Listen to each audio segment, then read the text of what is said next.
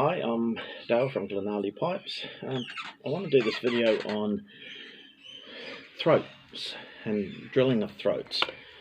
The chanter I'm going to use is a Keo chanter. That's because this is the chanter that's just come across my desk with the issue. Now, the first thing is we've got to understand that every chanter out there was probably in tune when the manufacturer sent it out the door. It's reasonable to believe that every chanter was.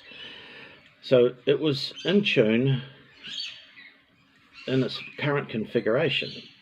The only thing is we don't know exactly what reed was in that chanter when the manufacturer made the chanter. Now this Keo chanter,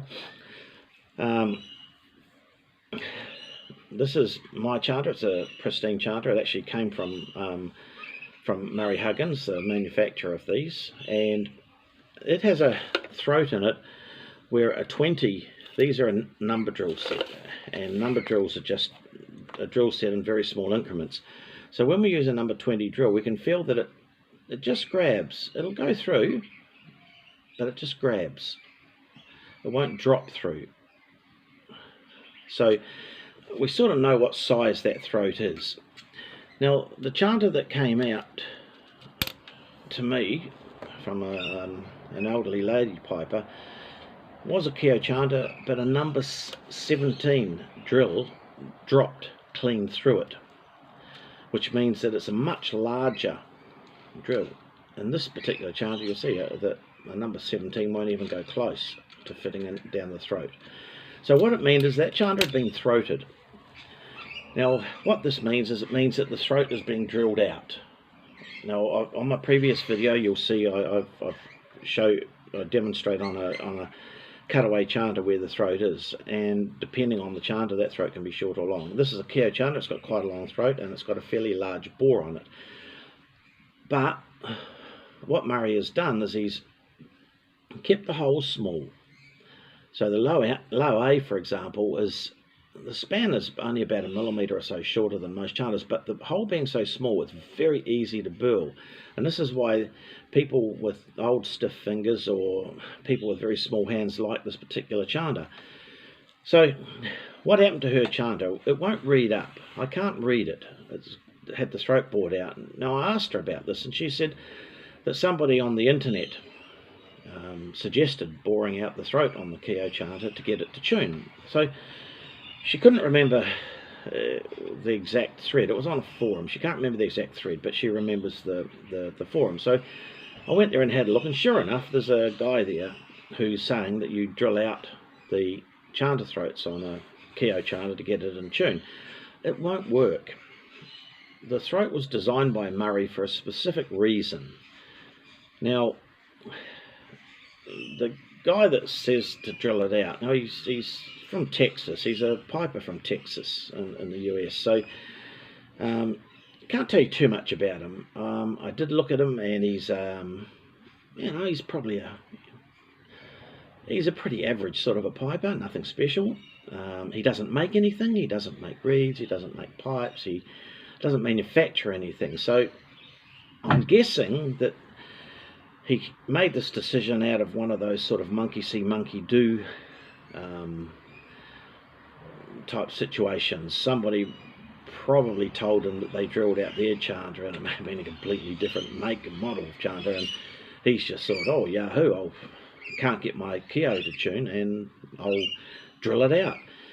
Thing is, if this was a shepherd, if we were using our reeds, if I was using a synthetic reed, and I'll use that as the example, if this was a shepherd chanter, the reed would be, on a chromatic tuner, it would be an E, the pitch would be an E, 0 to 20 plus. On the Keo chanter, still an E, but it's up around about 40 plus on the pitch. Now, if I put the shepherd reed in here, the high G will go particularly sharp, and it sounds counterintuitive. By putting a sharper reed in it, the high G actually comes down, and that's the reed we make for this chanter. It's about a plus 40, and it works very well on this chanter. No need to throat it. So a couple of issues with this. The first thing is, I mean, you wouldn't send your car to your dentist to get it serviced. So why would you listen to Bozo the Clown when it comes to throating out your chanter? I mean, you just wouldn't. The guy's got no credentials. He's obviously got limited reed and chanter skills, and like I say, he's probably a monkey see, monkey do. He's heard about it, he's done it. The fact that he even did it without consulting the chanter manufacturer gives you an idea that he's not the sharpest tool in the shed anyway. But the fact is that it's screwed up a chanter. Now, in the case of this lady's chanter, her chanter is dead. So the negative side of all of this, and this is why it really grinds my gears, is that what's she going to do with her chanter? She's going to unsell it. She's going to buy a new one. I mean, I could sleeve her chanter. I could probably plug it and re-drill it, but it's going to cost her money. So rather than have a chanter that's been repaired, she's going to unsell it, and then she's just going to put up for a little bit of extra expense and buy a brand new one, and then get me to read it with the correct read, and everything's going to be good, everything will work.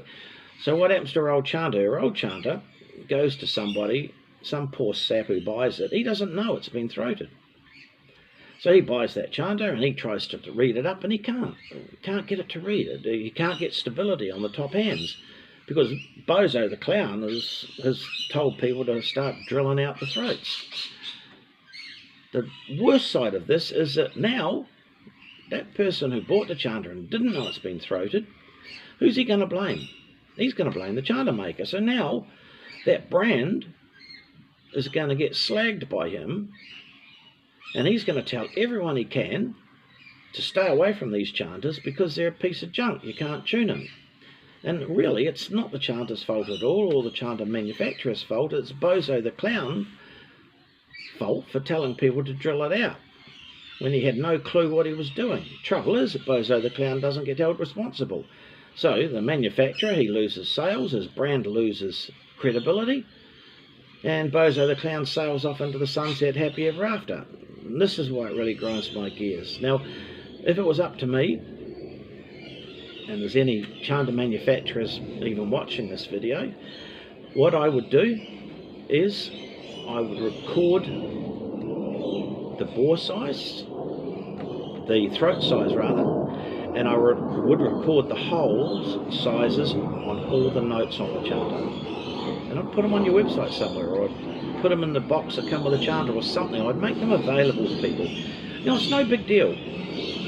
Anyone can measure the size of the throat, so it's not like a secret squirrel stuff. You don't have to worry about it being proprietary, secret information. I mean, the bore taper and the throat lengths and that maybe, but the actual size is not.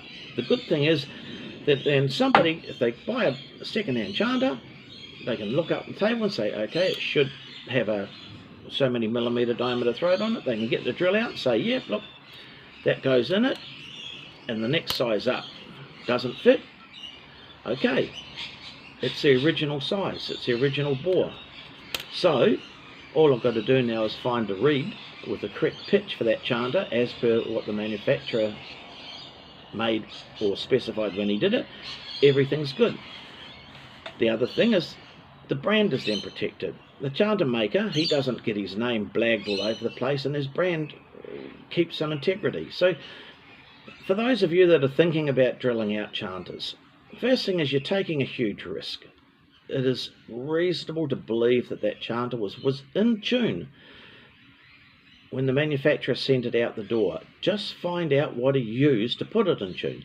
Now, if the chanter is not the pitch that you want, if you're looking for a 484 and you've got a 1970s nail, well, you forget about it, because the nail, that chanter was designed around 472 hertz, and trying to run it at 484 is just going to be a problem. So you've got to be reasonable about it as well, but don't go drilling the throats out. It just adversely affects everyone, and for God's sake, don't listen to Bozo the Clown. If he was credible, if he knew what he was talking about, there'd be documentation on it. There'd be lots of people talking about it, there'd be lots of people documenting it, and then you'd know what you're doing. A very experienced person may, on occasion, throat a chanter, but they would be doing it for a very specific reason. They would know exactly how much they're taking it out and why they're taking it out. To put it into perspective, 0.2 of a millimetre on a throat, on a chanter throat, will alter the chanter. 0.2 of a millimetre. 0.4 of a millimetre is a huge difference to how the chanter reacts, and it disturbs the balance of the chanter. The throat is extremely important for the balance of the chanter. So anyway, I hope I've made my case. Please don't go drilling chanters. If Bozo the Clown tells you it's a good idea, let Bozo the Clown do it, and let him demonstrate to you that it works, and then maybe consider it. But in just about every case, Bozo the Clown is not going to do it to his own chanter and then show you that it works, because it won't. You'll have problems. Okay, thanks for watching.